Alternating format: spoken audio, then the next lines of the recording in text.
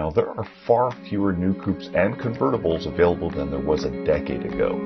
Thankfully, Mercedes-Benz hasn't abandoned two-doors or drop-tops yet, and the new 2024 Cle-Class is proof of that.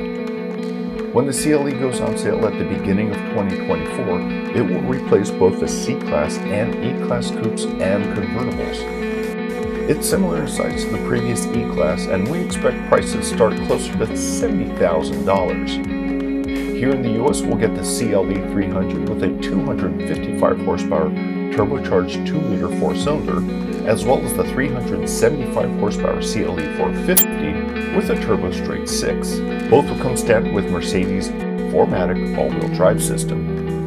The CLE looks gorgeous in person and fits perfectly in the Mercedes' current lineup, though it doesn't really break any new ground.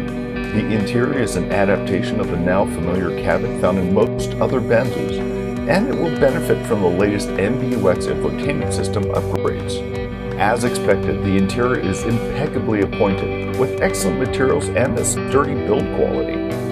What we didn't expect were back seats that can actually accommodate an adult-sized passenger.